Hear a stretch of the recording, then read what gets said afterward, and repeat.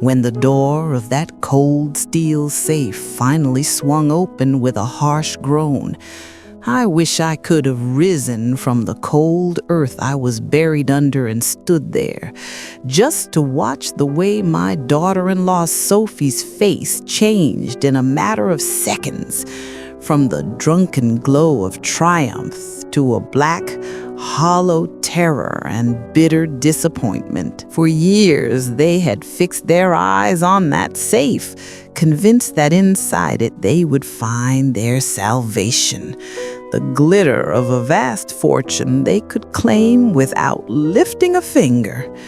But there was one harsh truth they did not know. Months before I took my last breath, I, Margaret, had placed in that safe an inheritance far heavier than money, something that would gnaw at their conscience for the rest of their lives and that they would never, ever be able to forget.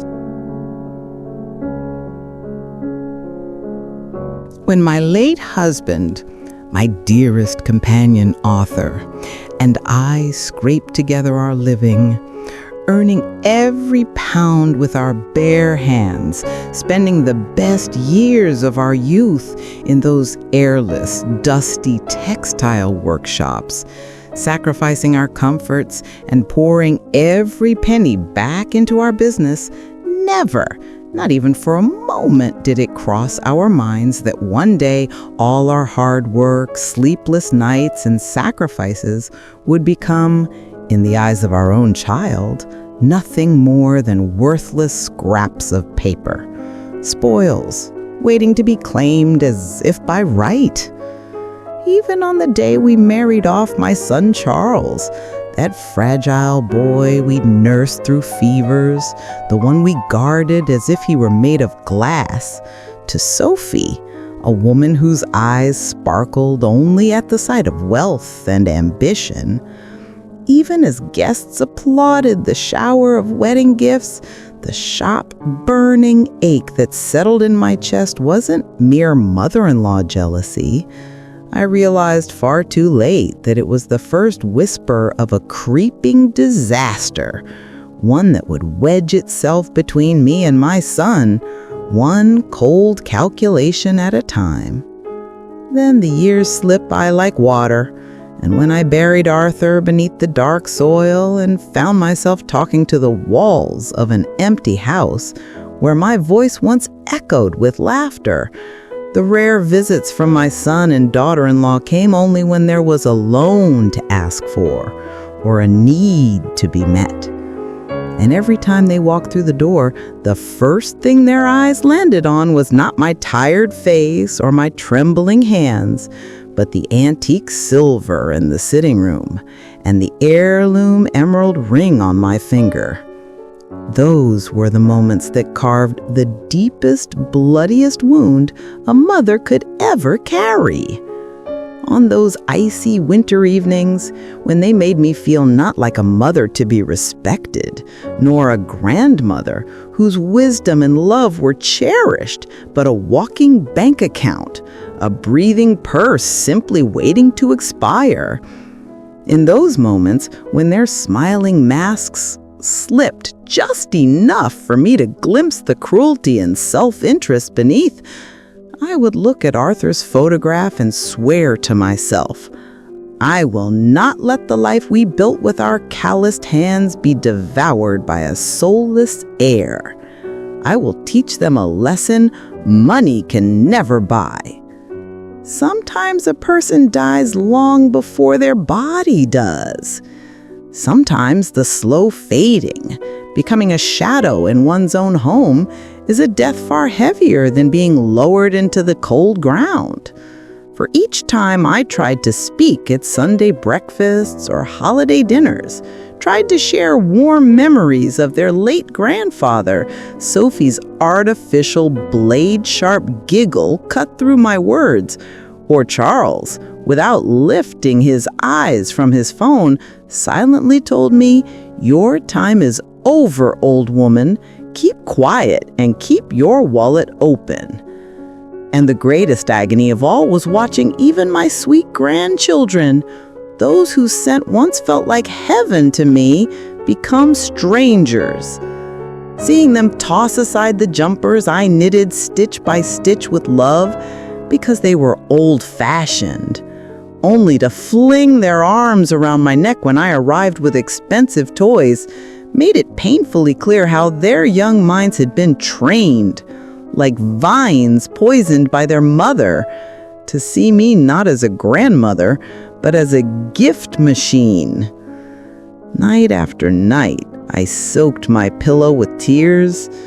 Then, one night, when my breath suddenly tightened and a crushing pain stabbed through my chest, as I struggled to sit up, I heard whispers slipping through the half-open door, not about whether I was in pain or whether I would survive, but, is this the time? Should we call the solicitor? We need to sort the transfer of assets.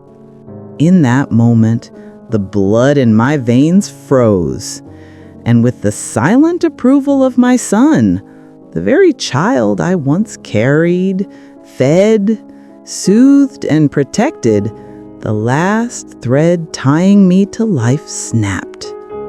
When he later stood before me, holding those deceitful documents masked as, "Mom, this is just to make things easier for you so you won't get tired," and lied straight into my eyes, I experienced the greatest judgment day a mother can endure, because the man standing in front of me was no longer my son.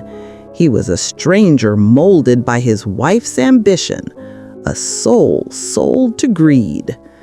And to that stranger, I could not give a signature, only the lesson he deserved. So that night, on the fateful night when my tears finally dried and cold, razor-sharp logic took their place, while everyone in the house slept peacefully, I slipped silently into the study and stood before that famous steel safe, because I knew with absolute certainty that the safe they had dreamed of for years, the safe for which they had traded their humanity, would become the trap that captured their greed. And the simple, seemingly worthless thing I placed inside, something whose meaning outweighed 1,000 fortunes, would hit them like a slap they would never forget for the rest of their lives. O geceden sonra onların o küçümseyici bakışları altında ezilmek yerine yaşlılığımı ve onların tabiriyle bulanıklaşan zihnimi bir kalkan, aşılmaz bir maske olarak kullanmaya karar verdim. Zira bir insanı gerçekten tanımanın en iyi yolunun, onun sizi dinlemediğini veya anlamadığını sandığı anlarda sergilediği o filtresiz, çırılçıplak karakterini izlemek olduğunu bildiğimden, günlerimi o koltukta sanki dünyadan kopmuş, bunamış bir ihtiyar rolü oynayarak onların en mahrem ve en çirkin pazarlıklarını sessizce kayda alarak geçirmeye başladım. Oğlum Kerem'in sanki karşısında 40 yıllık bir tüccar, hesap kitap bilen bir kadın yokmuş da eline şeker tutuşturulup kandırılacak bir çocuk varmış gibi sesini o yapmacık şefkat tonuna büründürüp "Anneciğim, işleri büyütüyoruz. Sadece prosedür gereği şu kasanın yetkisini bana devretmen lazım. Senin yorulmanı istemiyoruz." diyerek önüme sürdüğü o evrakların aslında benim ömrümü, Adnan'ımın hatırasını ve geleceğimi tek bir imza ile gasp etme girişimi olduğunu anladığımda içimdeki evlat sevgisinin yerini buz gibi, mantıklı ve acımasız bir tüccar zekasının aldığını hissettim.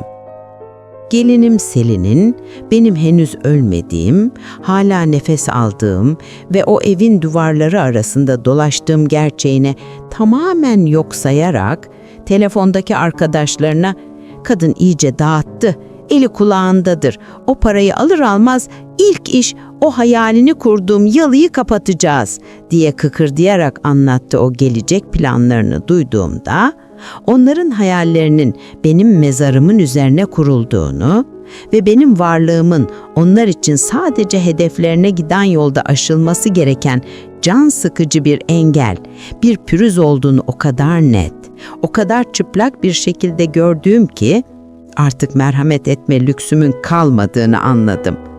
Rahmetli beyim Adnan'ın son nefesini vermeden günler önce o titreyen, buz kesmiş elleriyle elimi sımsıkı tutup gözlerimin en derinlerine bakarak "Zümrüt'üm, benim cefakar yoldaşım, Kerem bizim canımızdır ama yüreği zayıftır.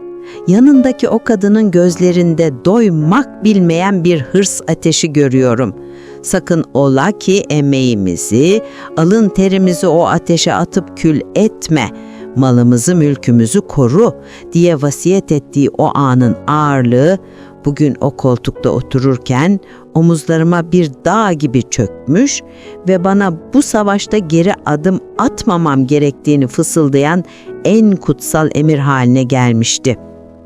Onlar evde, benim hangi huzur evine daha ekonomik bir şekilde kapatılabileceğimin ya da hangi doktor raporuyla ehliyetsiz sayılabileceğimin sinsi hesaplarını yaparken ben rutin kontrol bahanesiyle evden çıkıp şehrin göbeğindeki o büyük bankanın yıllardır adımımı atmadığım o ağır kapısından içeri girdiğimde elimdeki o siyah deri çantanın içinde sadece tapuları ve hesap cüzdanlarını değil, aynı zamanda onların o çok güvendikleri çantada keklik sandıkları o parlak geleceklerini de söküp alacak, onları kendi kazdıkları kuyuya düşürecek o büyük, geri dönülmez ve yasal planın ilk ve en önemli adımını taşıyordum.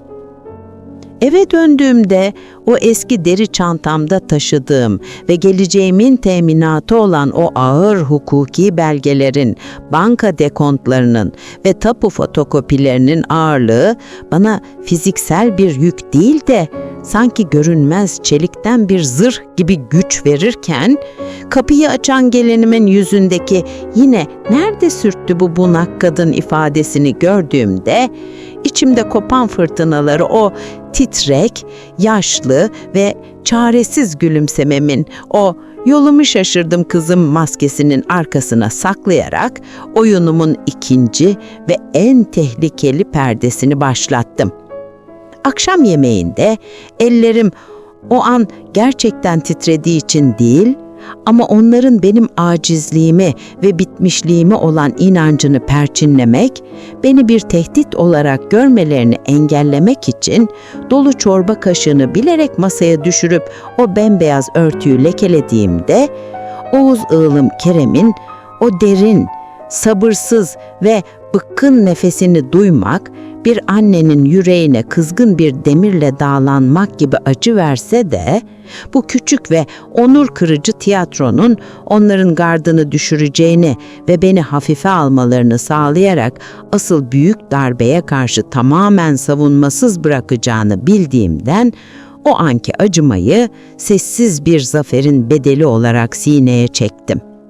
Gecenin ilerleyen saatlerinde, onlar yatak odalarının mahremiyetinde, benim artık bakıma muhtaç ve karar verme yetisinden yoksun olduğumu, dolayısıyla o kasanın şifresini ben tamamen unutmadan, belki tatlı dille, belki de korkutarak bir an önce almaları gerektiğini fısıldaşırken, Selin'in sesindeki o açgözlü heyecanın, bir akbabanın can çekişen yaralı bir avın başında dönüp dururken çıkardığı o sabırsız ve vahşi kanat seslerine ne kadar benzediğini düşünüyor ve onların bu aceleciliğinin benim kurduğum tuzağın en büyük yardımcısı olacağını görerek acı ve karanlık bir tebessümle boş koridoru izliyordum.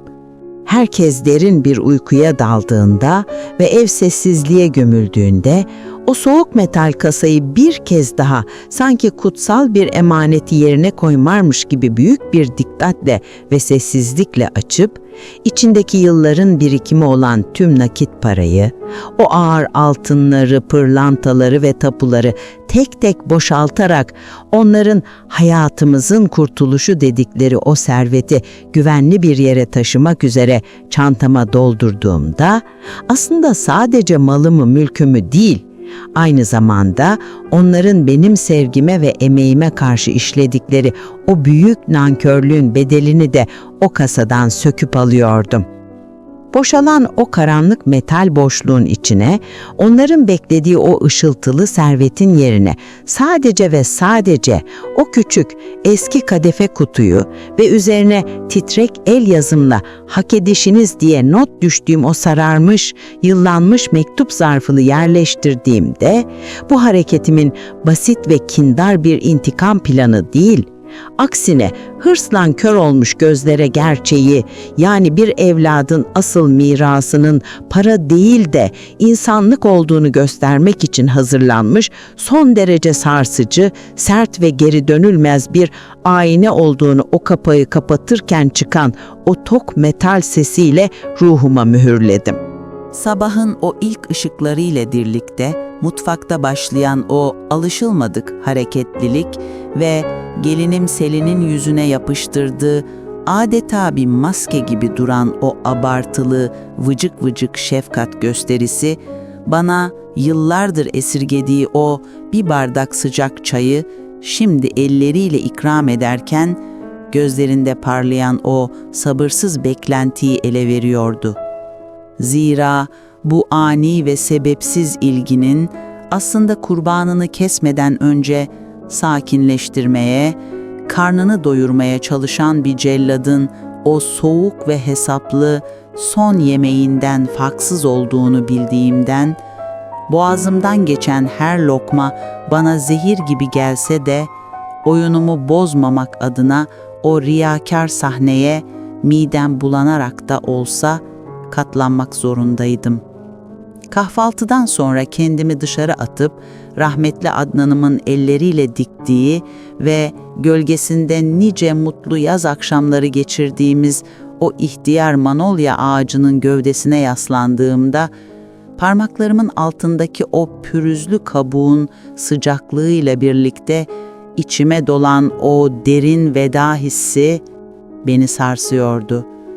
Çünkü artık bu evin, bu bahçenin ve bu duvarların benim yuvam olmaktan çıktığını, içinin sevgisizlikle ve ihanetle oyulduğunu ve benim buradan ayrılırken sadece bir binayı değil, geçmişimin üzerine çöreklenmiş o karanlık hırs bulutunu da arkamda bırakacağımı bu ağaca son kez dokunurken tüm hücrelerimde hissediyordum.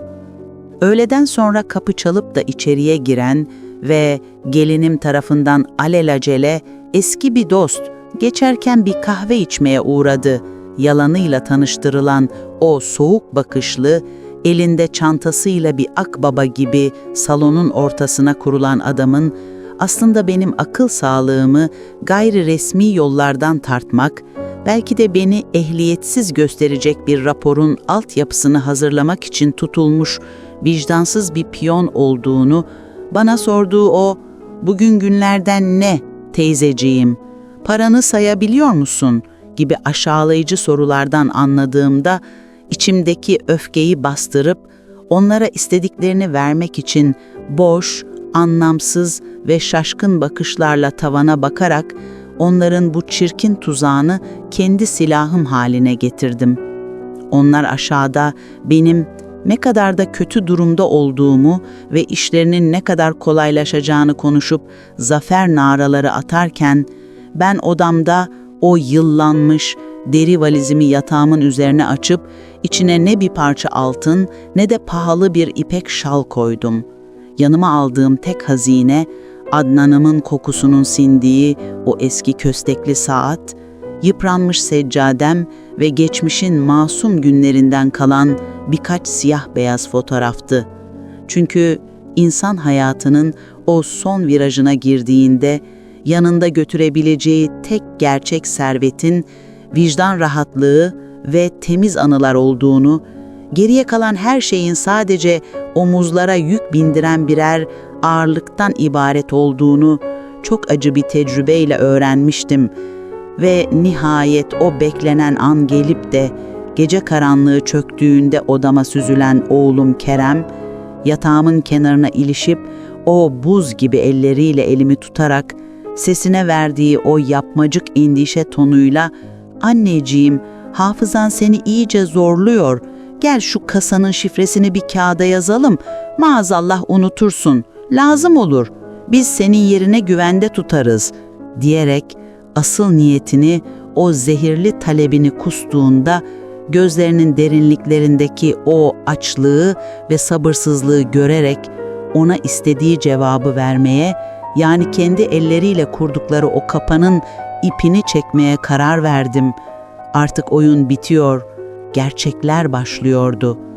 Oğlumun uzattığı o küçük, buruşuk kağıt parçasına doğru titreyen, damarları çıkmış elimle uzanıp da kalemi parmaklarımın arasına aldığımda, aslında yazdığım şeyin sadece basit rakamlardan oluşan bir şifre değil, bir zamanlar oğlum diyerek bağrıma bastığım o adamla aramdaki son kan bağını, son güven kırıntısını ve son insanlık umudunu da sonsuza dek koparıp atacak olan o nihai ve geri dönüşsüz ferman olduğunu bildiğimden, kalbimin atışları göğüs kafesimi döverken, yüzüme yerleştirdiğim o çaresiz ve unutkan ihtiyar maskesiyle kaderimin iplerini tamamen kendi elime alıyordum.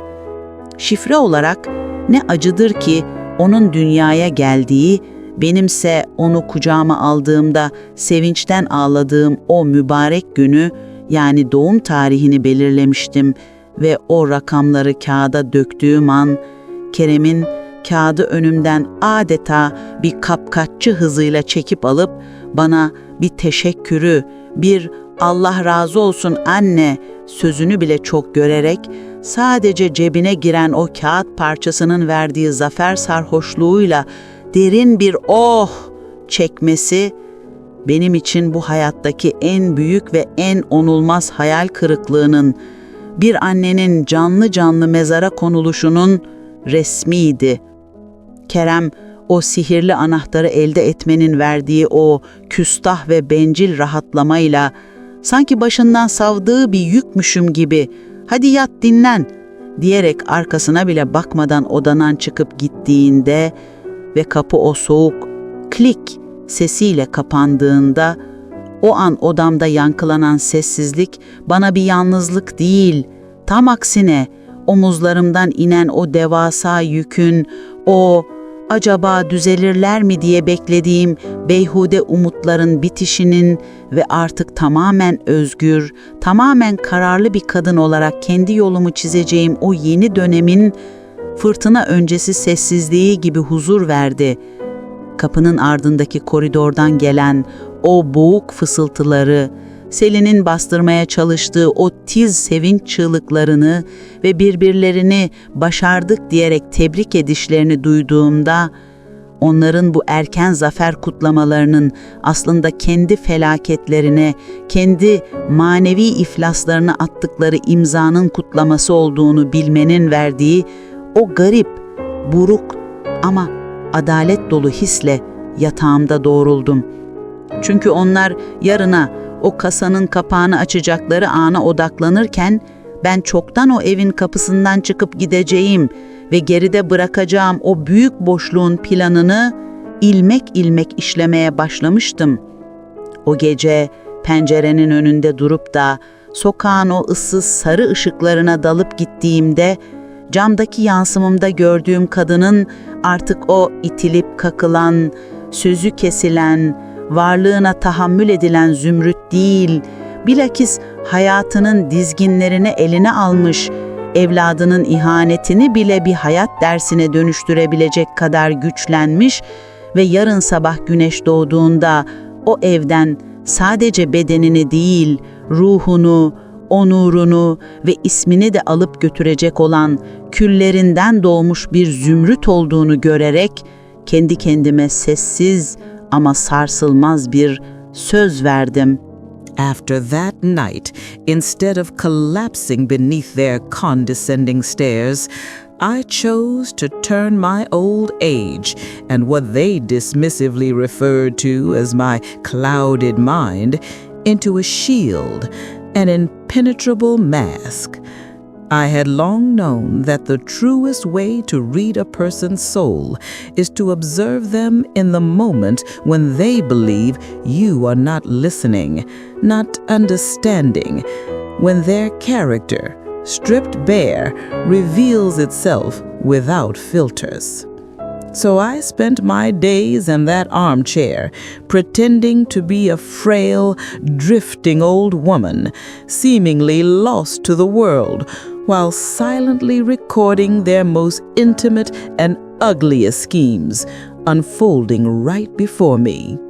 When my son Charles, speaking to me as though I were a naive child rather than a woman who had kept accounts for decades, softened his voice with fake tenderness. "Mom, we're expanding the business. It's only procedure. You just need to transfer the authority of the safe to me. We don't want you tiring yourself." My heart froze. I realized instantly that the papers he pushed across the table were not meant to protect me at all. They were a carefully disguised attempt to seize my life, erase Arthur's memory, and claim my future with a single signature. At that moment, the love I carried for my son hardened into a cold, sharp, and merciless clarity.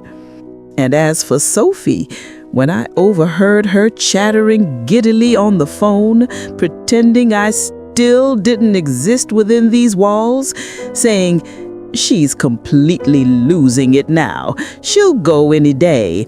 The moment we get the money, the first thing I'm buying is that riverside townhouse."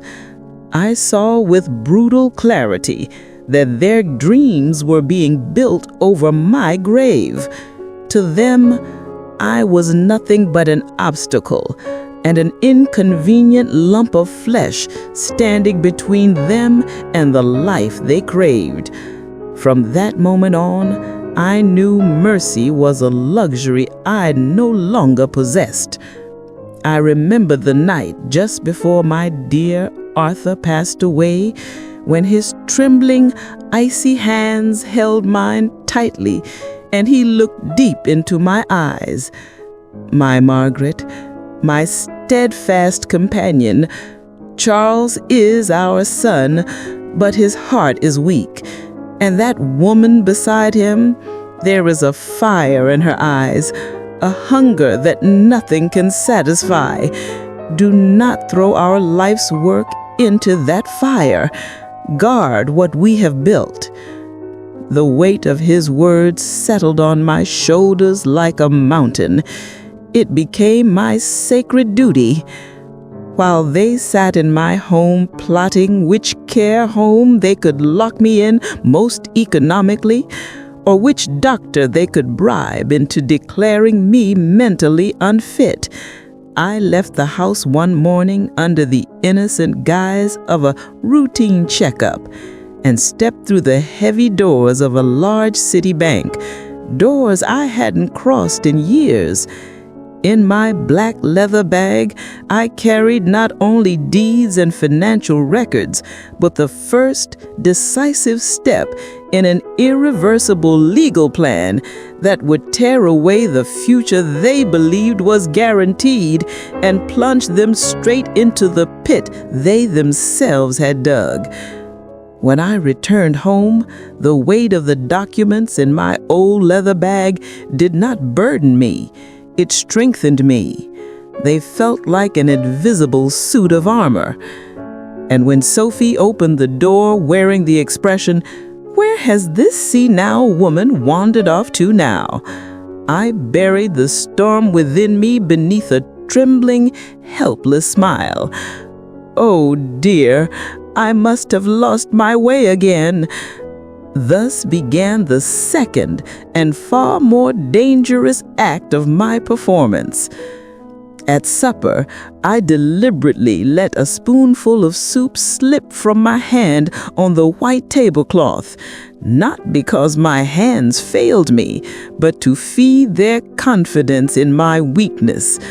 The long, impatient sigh that escaped Charles's lips scorched my heart like a red-hot iron, but I endured it, because I knew this humiliating little theater would lower their guard, underestimate me, and leave them completely exposed to the blow I was preparing. Later that night, as they whispered in their bedroom that I was clearly in need of care and incapable of making decisions, and that they must get the safe combination from me before I forgot it completely, I listened from the silent hallway. The greedy excitement in Sophie's voice reminded me of a vulture circling a dying animal. Their impatience was my greatest ally. When the house finally fell into deep sleep, I opened that cold metal safe once more with reverence and silence. I removed every last note of cash, every bar of gold, every diamond, indeed. I filled my bag not only with my wealth, but with the weight of the betrayal they had shown me. And into the empty darkness of the safe, I placed only a small, old velvet box and a yellowed envelope. On it, in my trembling handwriting, I had written, "What you have earned." With the deep, echoing thud of the safe door closing, I sealed not a petty revenge, but an unflinching mirror held up to eyes blinded by greed, a lesson showing that a child's true inheritance is not money, but humanity. In the pitch-black stillness of dawn, long before daylight crept across the windowsills, and before the greed and hypocrisy soaked into the walls of that house could wake from their sleep, I stood on the threshold, wearing my old but clean coat, holding nothing but a small suitcase. Leaving the home I had devoted my life to, every corner filled with my memories, my youth, and the breath of my late husband Arthur, didn't feel like fleeing. It felt like escaping, at the very last moment, from a poisonous swamp that had been slowly drowning me. It felt like taking the first clean breath I'd had in years. That alone was the bitter proof of just how deep, how irreversible my disappointment had become. When I took the heavy ring of metal keys, the very keys with which I had guarded this house, this family, and this fortune for decades, out of my coat pocket and placed them gently onto the cold silver tray in the hallway, it felt as though I were laying down a burden that had bent my shoulders for far too long. And as those keys clinked softly against the tray, I knew that the sound was nothing less than a declaration of my freedom, and the first echo of the endless imprisonment, of guilt, of conscience, of moral collapse that awaited them when they awoke. When I opened the great oak door for the last time and stepped into the sharp, icy morning air, it did not strike my face like a slap. It greeted me like the hand of a friend pulling me out of a nightmare. I did not look back, not once. The moment the door shut behind me with that heavy final thud, I knew. For me, it was the closing of an era. For them, it was the moment they lost the only blessing they never deserved, a mother's prayer. I climbed into the waiting taxi, gave the driver the address, one they could never guess, one they didn't even know existed, and as the car rattled over the cobblestones of that cursed street, I felt a strange lightness spreading through my body. Though my bones sat in that seat, My soul seemed to rise above the roof of the taxi, freed from the hump of the ungrateful son and the label of the unwanted old woman. With every meter that carried me further away, I felt myself inching closer to the woman I used to be, the strong, unyielding Margaret they had tried so hard to bury. As the sun rose over the city and life began anew, my phone started trembling deep in my bag. I knew exactly what it meant. They had woken. They had not only discovered my absence, but the devastating emptiness of the safe. Without even glancing at the screen, I switched the phone off entirely, and in doing so, I shut off their power forever. Their right to wound me, to use me, to drain me, gone with the silence of a single button. I had risen beyond the reach of their panic and their cries. As sunlight streamed through the curtains of that house, waking them from their poisonous slumber, I could almost hear Sophie nudging her husband like an excited child on Christmas morning. "Get up. Today is our day. Today we open that safe and change our lives." The glint in her eyes would not have come from love, but from the fantasy of the gold and deeds she believed were finally within reach. I could sense her excitement from miles away, and it only brought a sad, knowing smile to my lips. Even the strange, unnatural silence of the house, the missing smell of breakfast tea, the loneliness of the keys I had left on the tray like a corpse, didn't stop them, because greed blinds deeper than any darkness. And that morning, they were far more interested in touching the cold handle of that steel safe than in wondering where their mother had gone. When they stumbled into the study, breathless and trembling with anticipation, Charles pulled out the crumpled scrap of paper he had stolen from me the night before. With quivering fingers, he pressed each digit into the keypad, and each electronic beep seemed to them like the chime of a gateway to riches. But to me, those sounds were nothing but the ticking of a countdown to their moral bankruptcy. And when the mechanism gave its final click and Charles pulled the heavy door open, the victorious smile spreading across their faces began to die. First freezing, then crumbling, then collapsing entirely. The truth stared back at them, a vast, echoing, devastating emptiness. No bundles of cash, no gold bars, no deeds, nothing. Only a single age-yellowed envelope with my trembling handwriting, "What you truly deserve," and beside it, the small velvet box. When Sophie's throat let out that raw, animalistic scream, and Charles clawed helplessly at the empty shelves, gasping, "No, no, this can't be real. This must be a nightmare." That was the moment they lost far more than wealth. They lost their sanity. They lost each other. They lost the last thread of moral fabric connecting them to humanity.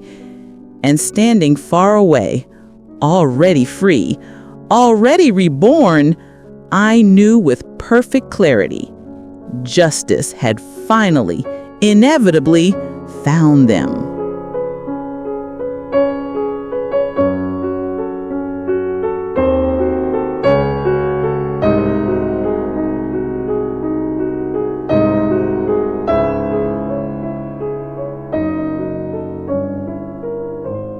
When Sophie tore open that envelope, hungry for it as though a check or a deed might leap out into her hands, the moment she realized that what she was holding were not numbers, but the brutal truths ripped straight from my heart, I wish I could have watched it. I could imagine every word hitting her like a slap across the face.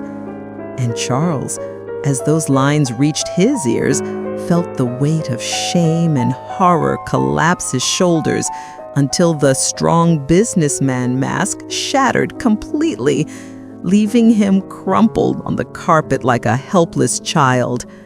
For me, after years of swallowing their poison in silence, That moment was the medicine my soul had been starved of. When they read the lines I wrote, with trembling hands yet a will of iron, while you were counting my funeral money, I was weighing your humanity. And tragically, you came out as empty as this safe. I knew Sophie hadn't hurled a mere piece of paper at the wall. She had thrown her own ugly reflection. Her shrill screams were not cries for a lost fortune. They were the agony of a woman confronted with the hideous truth of her own greed. It was the sound of her spiritual bankruptcy tearing open at the seams. And my poor son, still so pitiful that even in that ruin he clung to a desperate hope, opened the velvet box, imagining that if I had hidden the cash, perhaps I had left the diamonds behind. But when he found not a precious jewel, but a small, cheap pocket mirror from the market, the silence that engulfed him was louder than any scream he could muster. In that instant, he finally understood the message I had left him. Where you expected wealth, you will only see the face twisted by your own greed.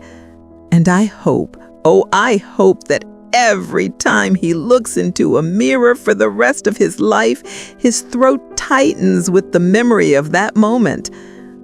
When Sophie smashed that mirror against the floor and shrieked, she tricked us. While storming through the house like a madwoman, she wasn't railing against me. She was awakening from the long, arrogant slumber in which she had believed, the old woman won't notice, she won't understand.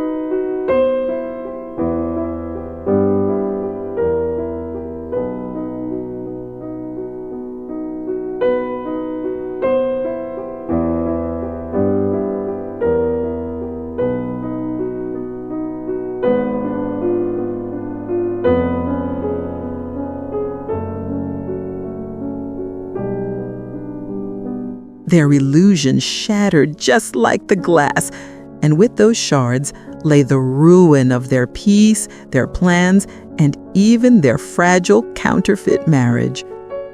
When my son, finally realizing the depth of his mistake, grabbed his phone to call me, only to hear the mechanical voice say, "The number you were calling cannot be reached," the despair he felt was nothing more than divine justice.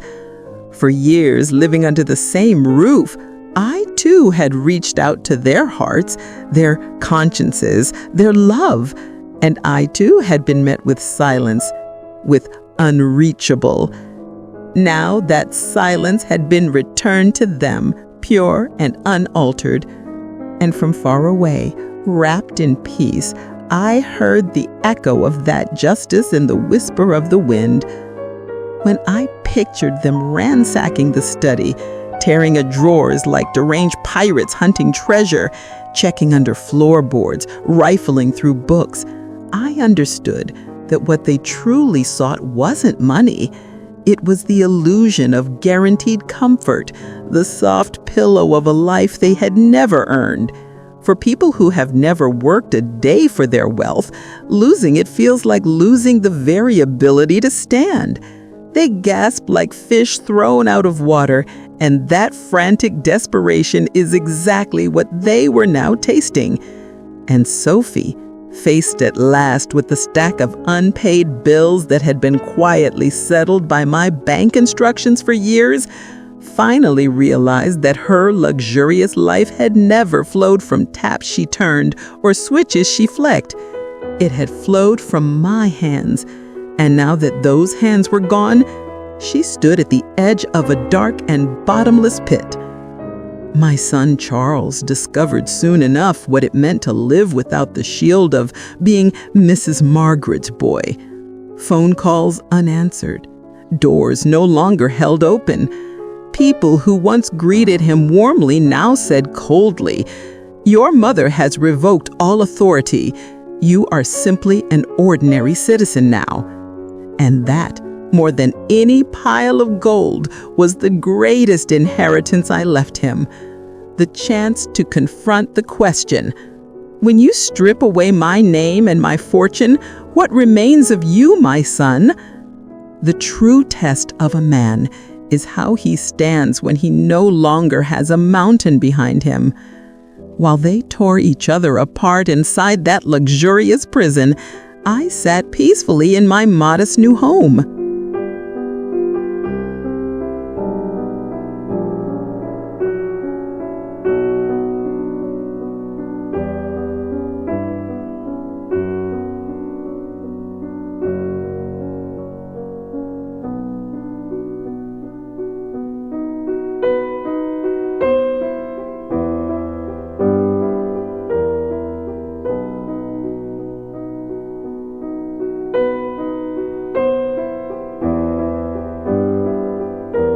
Where the walls smelled not of dampness, but of sea salt, where the windows opened not onto concrete, but onto endless blue. And for the first time in years, I breathed without that crushing stone on my chest. I learned, fresh and new despite my age, that peace has nothing to do with square footage, and happiness has nothing to do with zeros in a bank account.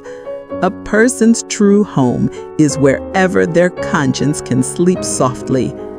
And finally, when the inevitable storm broke, when the money ran out and the masks of false affection fell to the ground, when they turned on each other shouting, "This is your fault, you're the one who drove her away," a small part of the mother in me ached, but my mind whispered, "Stop," because what I was witnessing, even from afar, was the purging of a long, festering poison, the rot they had smothered under wealth and convenience for years. Until that venom was drained, until the infection dried out completely, neither my return nor my outstretched hand could heal them. They would have to hit the bottom before they could ever rise again.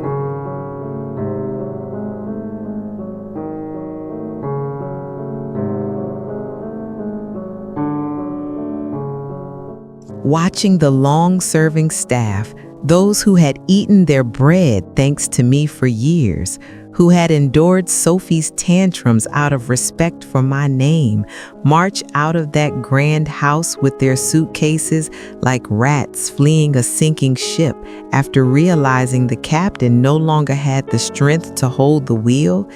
It wasn't just the loss of their servants for Sophie and Charles. It was the shattering of the pretty little portrait they cherished so dearly, the illusion of a noble family, the frame cracking, the fake empire left suddenly without subjects, without dignity, without anyone to command. A slap to the face delivered by reality itself. When Sophie, in her panic and despair, turned to online shopping as a sort of pathetic self-prescribed therapy, stuffing her virtual basket with carelessness, then tapping complete purchase with trembling fingers, and the screen flashed a red, merciless decline, that wasn't just a credit card running out of limit.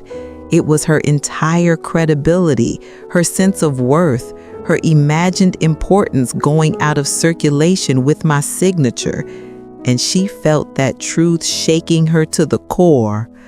While they suffocated inside that luxury home under the weight of poverty and disgrace, I wandered through the modest market of this quiet coastal town, with my string bag over my arm, paying for a kilo of apples with honest, hard-earned coins, and greeting the stallholder with a warm, "Good day to you, love." In that simple moment, I tasted a happiness that no mansion, no vault could ever offer, for I had learned, painfully, deeply, that the greatest wealth a person can have is the ability to stand on their own 2 feet without being indebted to anyone. Back in that mansion, my son Charles, who for years strutted with his shoulders wide, claiming, "I run the company," now stared helplessly at the chaotic ledgers, unpaid tax bills, overdue notes, and mounting debts, like a child staring at a book written in a language he had never learned. Only then did he understand the truth he had refused to see. Arthur's legacy was not the money. It was the mind, the discipline, the responsibility needed to manage that money. And Charles, spoiled by ease, rotted by entitlement, had rejected the only inheritance that truly mattered. Now, like a captain lost in open waters without a compass, he was destined to drown in the waves of his own ignorance. When darkness fell and the grand chandeliers, long overdue for repair, remained dead and cold, the only light on their faces was the pale glow of their mobile phones. And in that light, I saw the expression I had always known would arrive one day. A fear so primal, so deep, it made their anger toward each other look like nothing. Sitting meters apart in that vast dining room, they finally understood. The only thing that had ever held them together was my money. When that light went out, all that remained were two frightened strangers sharing a house of ghosts. Sophie, who once entered every boutique with a regal air, with clerks fluttering around her like moths, now sneaked into a second-hand charity shop, disguised so no one would recognize her, watching her like a thief, glancing side to side before stepping in, and then, to pay her bills, forced to sell the designer handbags she once called her treasures for pennies, while the very shop assistants she had once sneered at now stared at her with pity and disgust.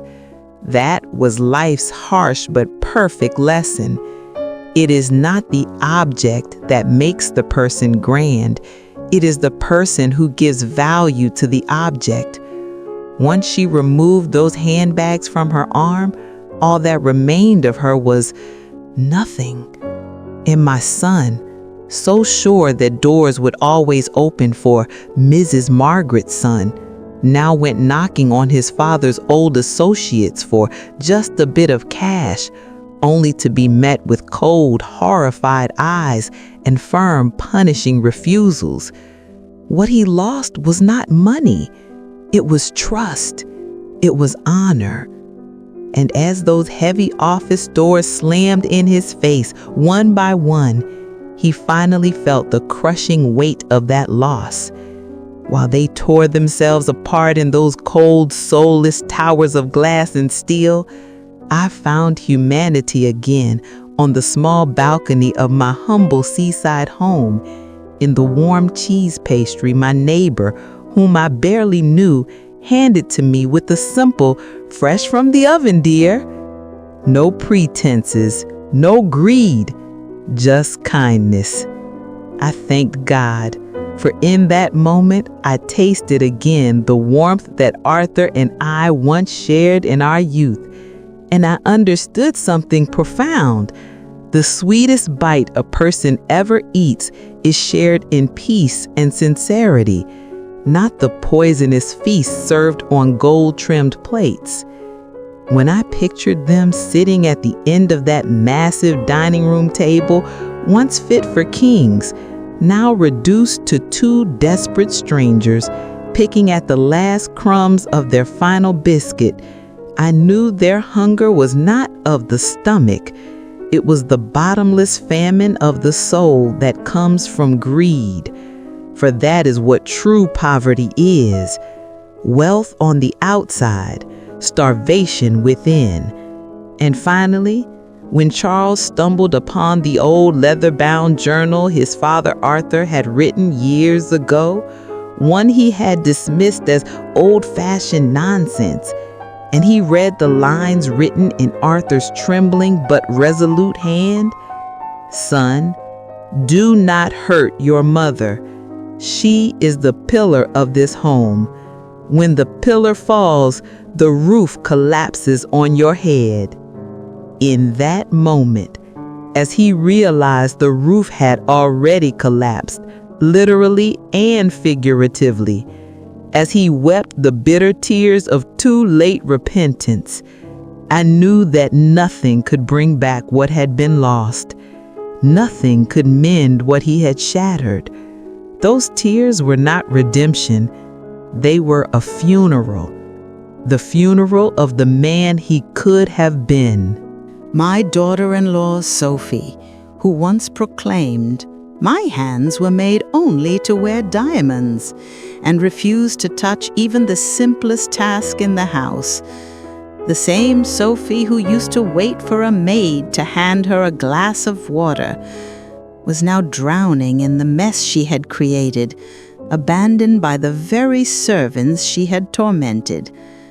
When she picked up an iron for the first time in her life and scorched one of her precious designer shirts, the smoke that rose from it was not the smell of burnt fabric. It was the acrid scent of her own incompetence, her helplessness, her utter unpreparedness for real life. And when she hurled the iron to the floor with a shriek, I knew the scream wasn't aimed at the iron. It was the outcry of a parasitic existence suddenly confronted by its own uselessness. Charles, who once sat in his leather chair at the company, barking orders as though he ruled the world, now collapsed to the kitchen floor, soaked to the skin under the fierce spray of a burst water pipe, whimpering in confusion. In that moment, freezing in the puddle on the tiles, he finally understood. I had been the one quietly sealing every crack, fixing every leak, shielding them from every flood. And once I stepped aside, the cruel tide of life came roaring in and swallowed them whole. When they heard the furious pounding of creditors on the grand front door, the same door they once opened wide for their guests, and hid in darkness with the lights off, curtains drawn, cowering like fugitives in their own home, they learned the bitter truth. There is no humiliation greater than becoming a refugee in the very castle you once flaunted. While they trembled in their self-made hell, I sat peacefully in the quiet library of this little seaside town.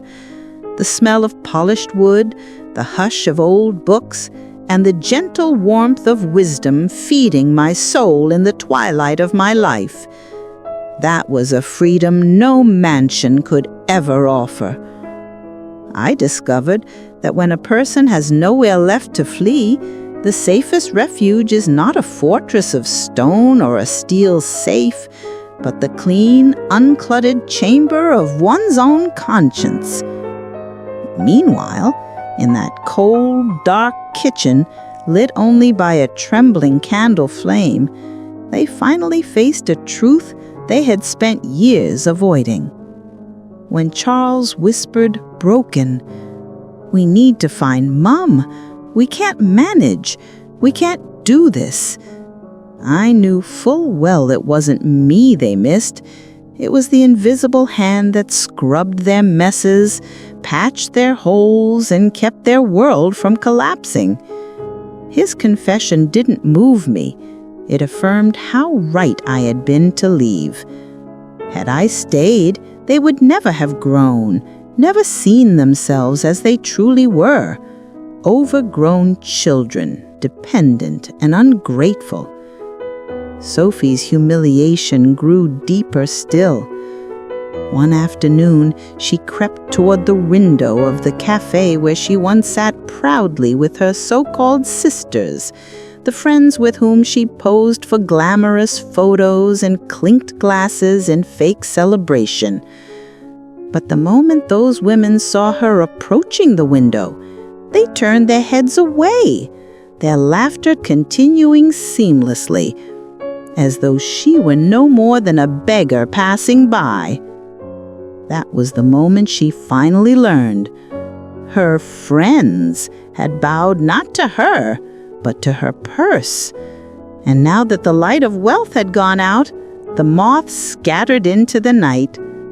My son Charles, one so proud of the priceless watch he inherited from Arthur, the same watch he wore as though it were a crown, now placed it on the counter of a ruthless backstreet dealer for a fraction of its worth.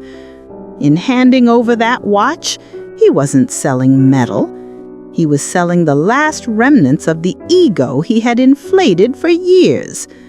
The metallic clatter of the watch hitting the counter was the sound of his false pride shattering into dust.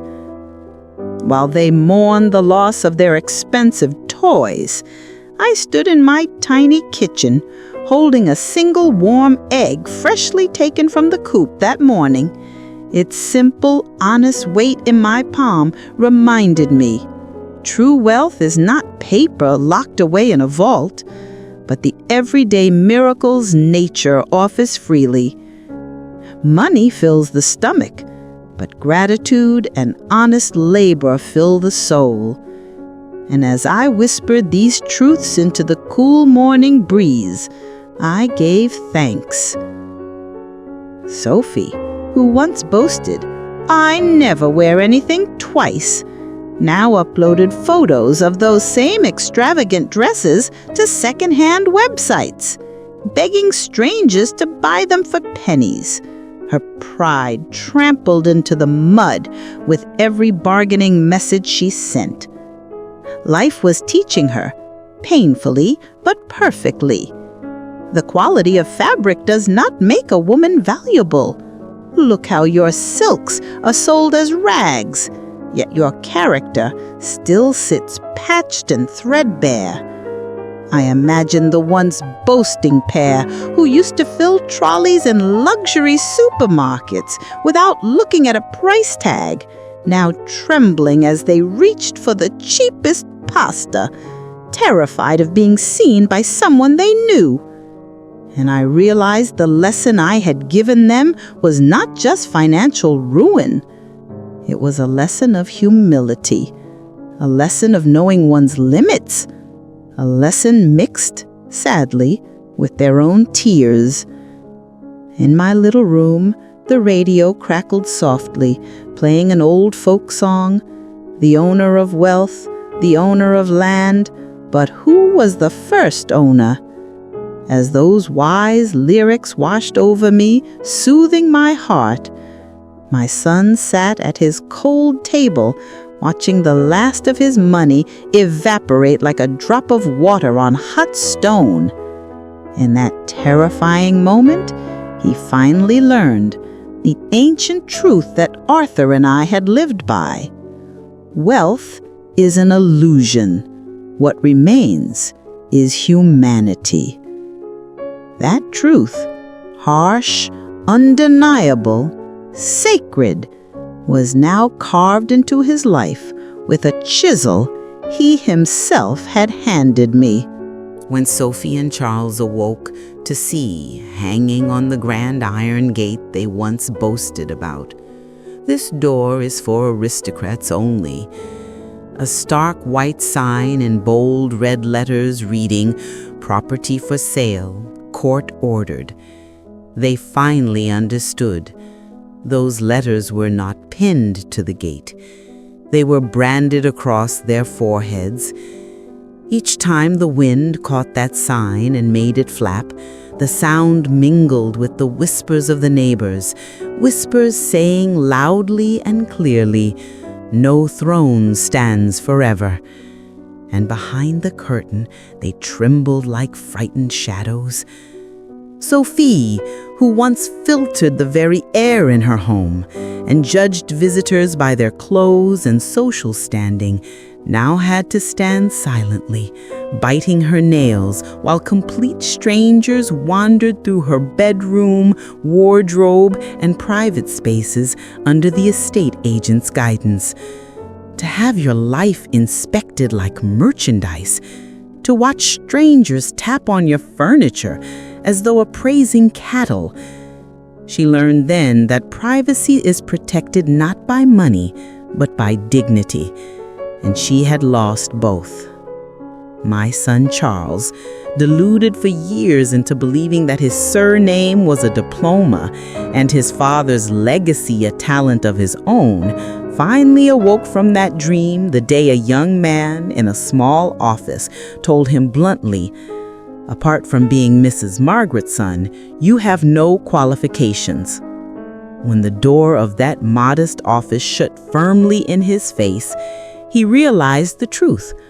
The expensive suits he prided himself on were empty shells, and being a boss without earning it was nothing but a glittering illusion paid for by my sacrifices. Sophie's collapse deepened further still. When she finally took her enormous engagement ring, the symbol she flaunted to anyone who would look, to the jeweler to sell it. The jeweler examined it under the light, smirked, and said coldly, "This stone is fake, madam. It's worthless." And at that moment, Sophie understood. It wasn't only the diamond that was fake. It was the life Charles had offered her, the love he whispered, the marriage she believed unshakable. All of it, glass, dressed as crystal. And now she was left with nothing but the shards. Meanwhile, far from their inferno of lies, I sat at the fisherman's harbor, cupping a steaming glass of tea between my work-hardened hands, when those honest men, whose bread came from salt and sweat, greeted me with, "Morning, Mother Margaret." I remembered with gratitude that a person's worth is not measured by the carats on her finger, but by the goodness she spreads around her.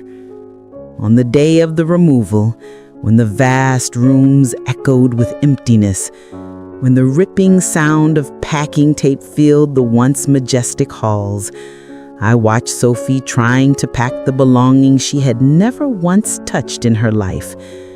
When a box slipped from her weakening hands and shattered onto the dusty floor, the fragments that scattered were not porcelain figurines. They were the splinters of her pride, her broken arrogance, and the life she would never again piece together. Her sobs, muffled as she crouched on the floor like a lost child, told the whole story.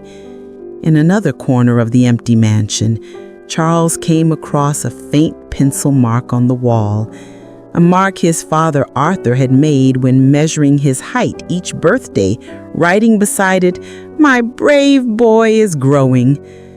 When Charles touched that mark with trembling fingers, he understood that selling the house wasn't about losing walls.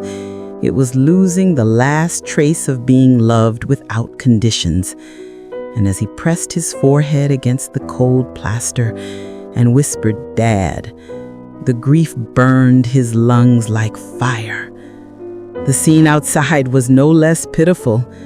From the grand mansion where only chauffeur-driven cars once arrived, they were now loading their belongings into a rusted, rattling lorry under pouring rain, their hair plastered to their faces, cursing each other as they flung the last boxes into the truck.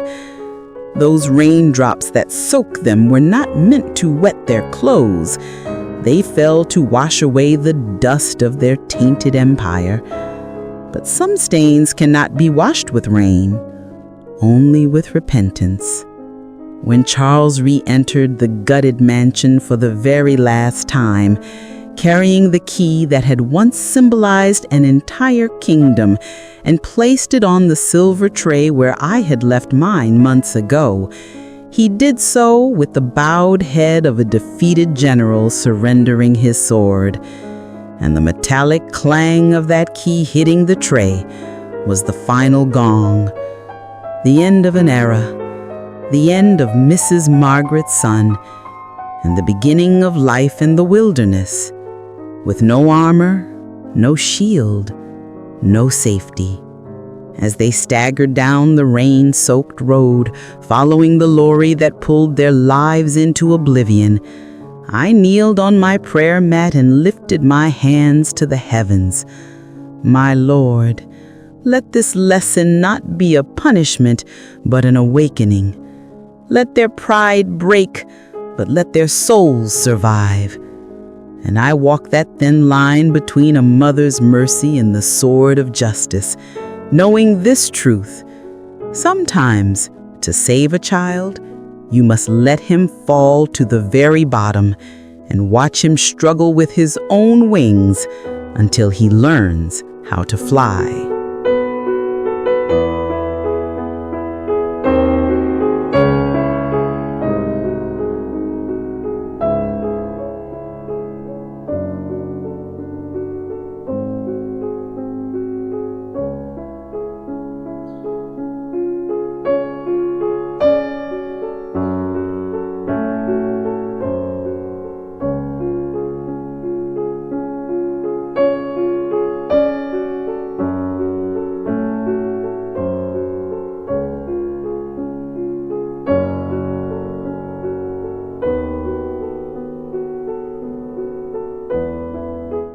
When Sophie, who had spent years waking to birdsong and sea breeze in the most privileged corners of the city, stumbled off that rattling removal lorry and found herself standing in front of a peeling, joyless block of flats in a forgotten, gray back street.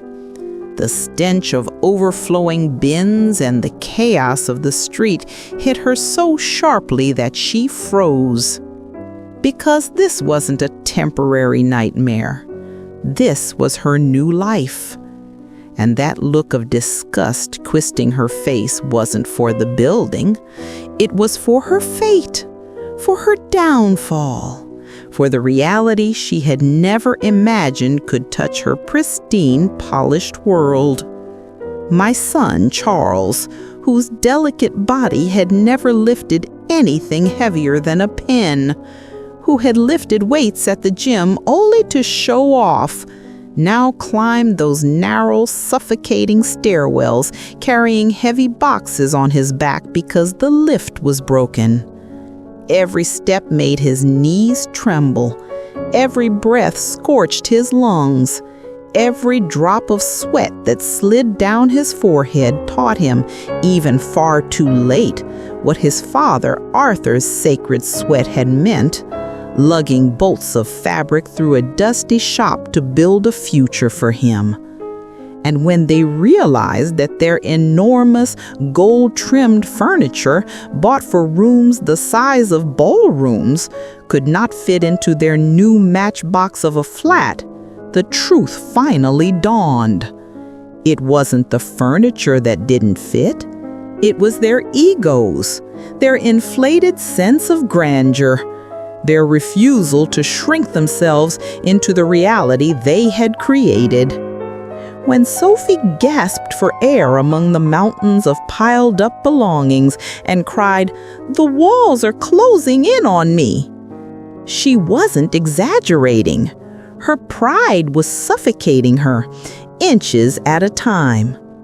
As night fell, the sterile silence of the mansion gave way to the brutal cacophony of thin-walled living. Arguments from next door, a baby screaming, televisions blaring at full volume. For the first time, they understood that the greatest luxury of wealth is not marble floors or chandeliers. It is silence. It is privacy. And poverty is a transparent prison where other people's noise, other people's breath, even other people's sorrow sits right beside you, leaving no corner to hide. While they shrank in that noisy little cage, I sat in my humble room, bathed in moonlight filtering through the window, the scent of soil rising from the geranium on my sill, and felt my heart expand. I finally knew with a peace I had never tasted before that when a person abandons the weight of greed and accepts enough, even the smallest room becomes a palace, and even the quietest night becomes a feast. One evening, Charles, who once clicked his fingers at waiters and fired people for a pinch too much salt in his meal, stood behind the counter of a shabby cafe, a stained apron tied around his waist. When a rough, irritable man barked, "My tea's cold!" and Charles clenched his fist, then slowly, painfully unclenched it and whispered, "I'm sorry, sir." That lump in his throat was not emotion. It was his pride being swallowed whole. And as he placed the dirty glass on the tray with trembling hands, he finally understood how heavy it is to say, "Yes, sir." How heavy it is to serve. How heavy it is to be powerless. Sophie, who once declared, "I'll never lower myself to their level," now found herself knocking, ashamed, trembling, on the very doors of the neighbors she once disdained, begging for a small cup of detergent because she couldn't afford her own. And when she clutched that bottle to her chest and hurried back to her flat, she realized she wasn't scrubbing the floors.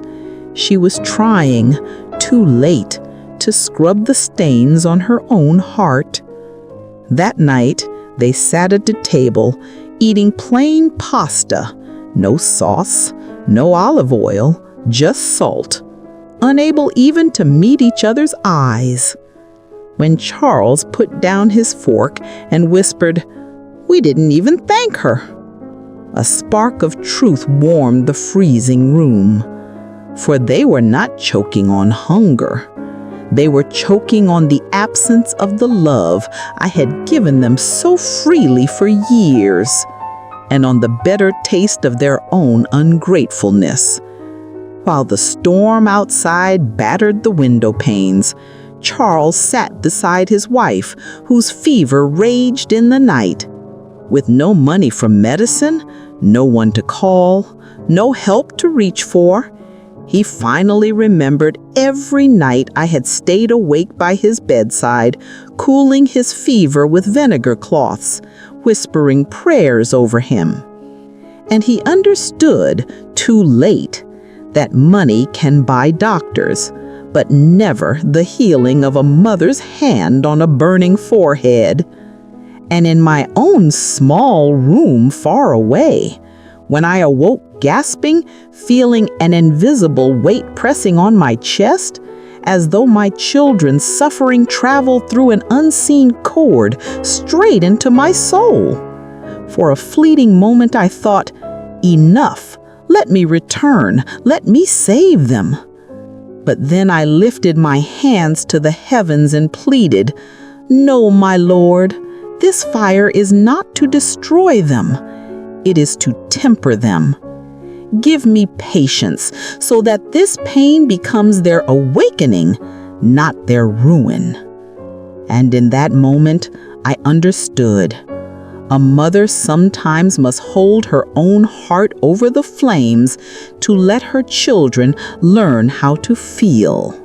When Sophie tore open that envelope, hungry for it as though a check or a deed might leap out into her hands, the moment she realized that what she was holding were not numbers, but the brutal truths ripped straight from my heart, I wish I could have watched it. I could imagine every word hitting her like a slap across the face. And Charles, as those lines reached his ears, felt the weight of shame and horror collapse his shoulders until the strong businessman mask shattered completely, leaving him crumpled on the carpet like a helpless child.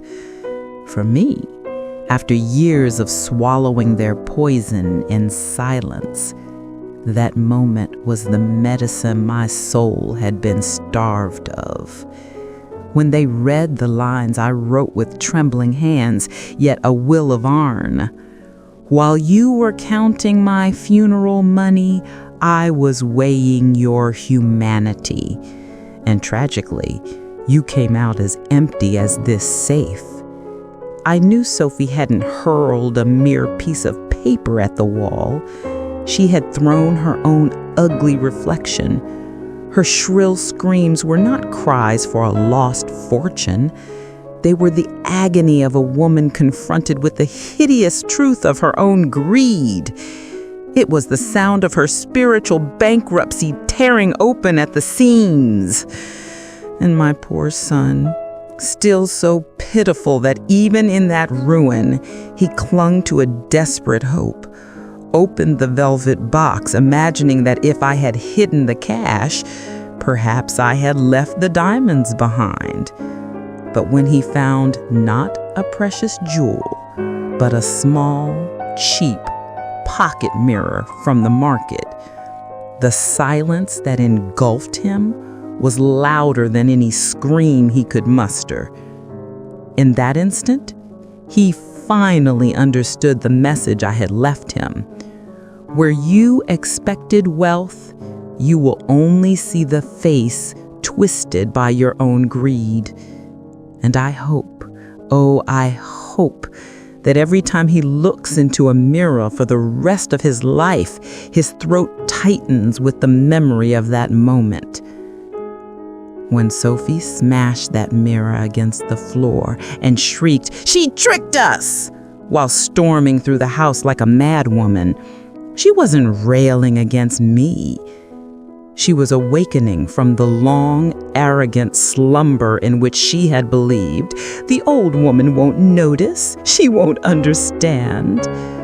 Their illusions shattered just like the glass, and with those shards lay the ruin of their peace, their plans, and even their fragile counterfeit marriage. When my son, finally realizing the depth of his mistake, grabbed his phone to call me, only to hear the mechanical voice say, "The number you are calling cannot be reached," the despair he felt was nothing more than divine justice. For years, living under the same roof, I too had reached out to their hearts, their consciences, their love. And I too had been met with silence, with unreachable. Now, that silence had been returned to them, pure and unaltered. And from far away, wrapped in peace, I heard the echo of that justice and the whisper of the wind. When I pictured them ransacking the study, tearing at drawers like deranged pirates hunting treasure, checking under floorboards, rifling through books, I understood that what they truly sought wasn't money. It was the illusion of guaranteed comfort, the soft pillow of a life they had never earned. For people who have never worked a day for their wealth, losing it feels like losing the very ability to stand. They gasp like fish thrown out of water, and that frantic desperation is exactly what they were now tasting. And Sophie, faced at last with a stack of unpaid bills that had been quietly settled by my bank instructions for years, finally realized that her luxurious life had never flowed from taps she turned or switches she flicked. It had flowed from my hands. And now that those hands were gone, she stood at the edge of a dark and bottomless pit. My son, Charles, discovered soon enough what it meant to live without the shield of being Mrs. Margaret's boy. Phone calls unanswered, doors no longer held open. People who once greeted him warmly now said coldly, "Your mother has revoked all authority. You are simply an ordinary citizen now." And that, more than any pile of gold, was the greatest inheritance I left him. The chance to confront the question, when you strip away my name and my fortune, what remains of you, my son? The true test of a man is how he stands when he no longer has a mountain behind him. while they tore each other apart inside that luxurious prison, I sat peacefully in my modest new home, where the walls smelled not of dampness, but of sea salt, where the windows opened not onto concrete, but onto endless blue. And for the first time in years, I breathed without that crushing stone on my chest. I learned, fresh and new, despite my age, that peace has nothing to do with square footage, and happiness has nothing to do with zeros in a bank account. A person's true home is wherever their conscience can sleep softly. And finally, when the inevitable storm broke, when the money ran out and the masks of false affection fell to the ground, when they turned on each other shouting, "This is your fault! You're the one who drove her away!" a small part of the mother in me ached, but my mind whispered, "Stop." Because what I was witnessing, even from afar, was the purging of a long, festering poison, the rot they had smothered under wealth and convenience for years. Until all that venom was drained, until the infection dried out completely, neither my return nor my outstretched hand could heal them. They would have to hit the bottom before they could ever rise again.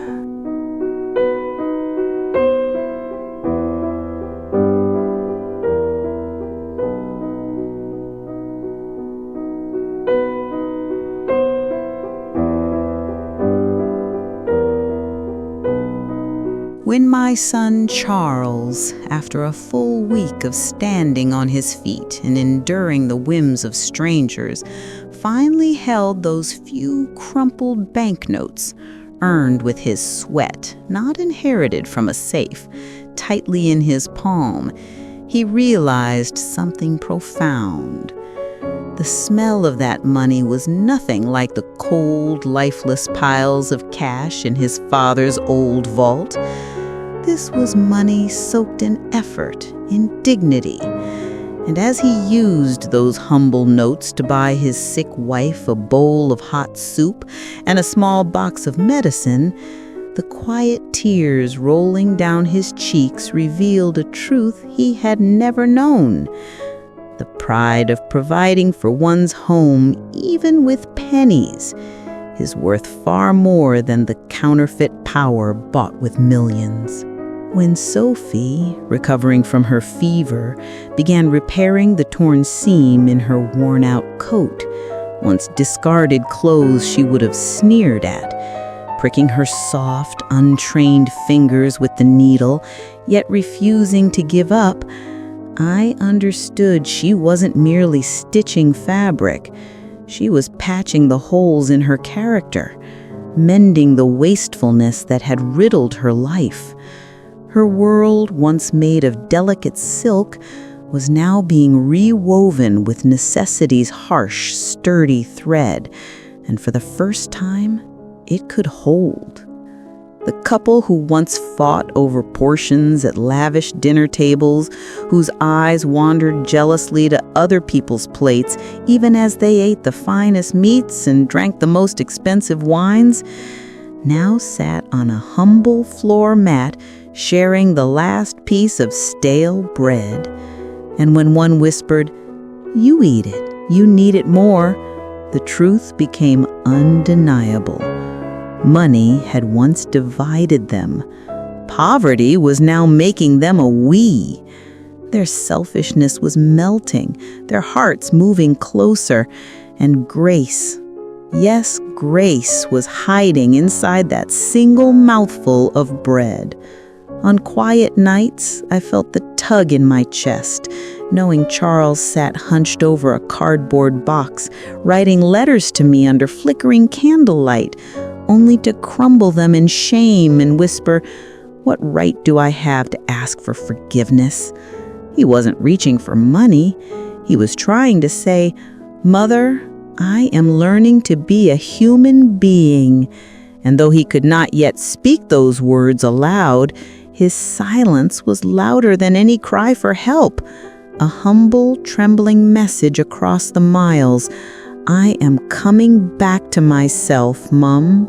One blessed morning, a tiny sparrow perched on my windowsill, chirping as though it carried a message from miles away, from that damp, suffocating flat. And in that delicate song, my heart felt peace. For I knew the hard shell of arrogance had cracked.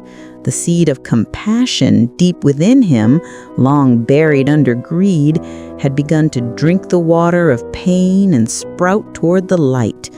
All that remained was time. Shoots become trees only when the storm has passed.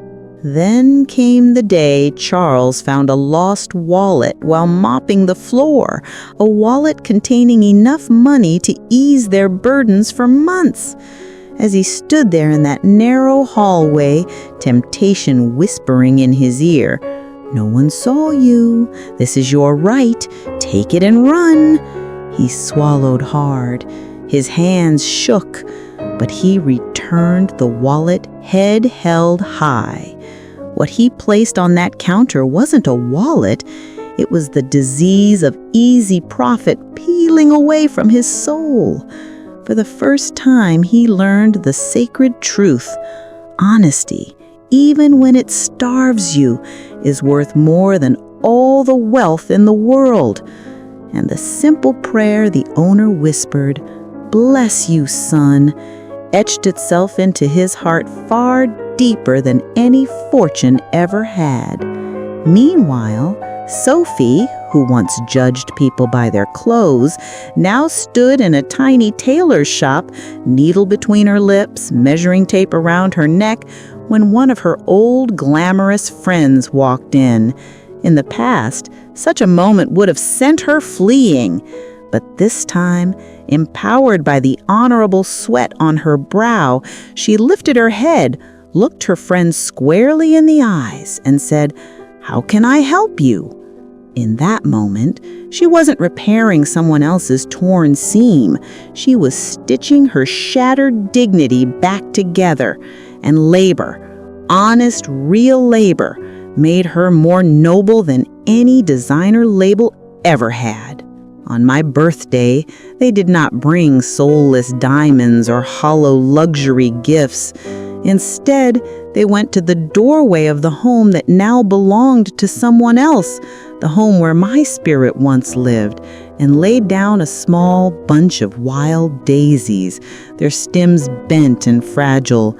With the flowers, they left a note, its ink blurred by tears. "Forgive us, Mum.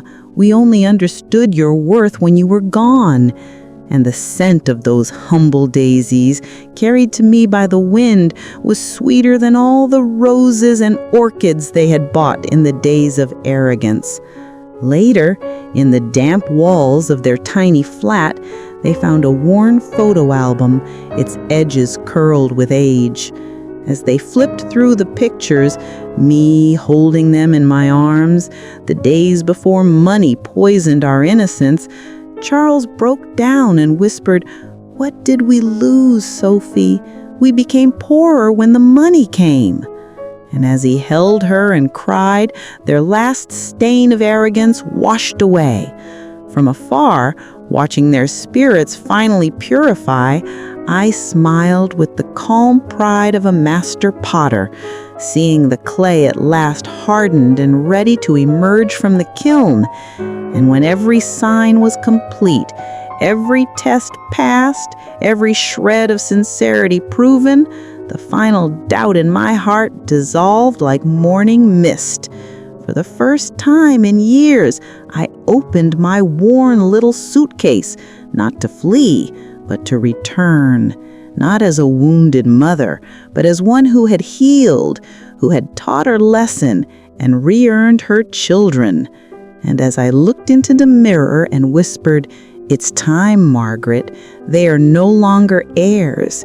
They are human beings now," I set out to finally gather the blossoms blooming beneath the ashes of the past.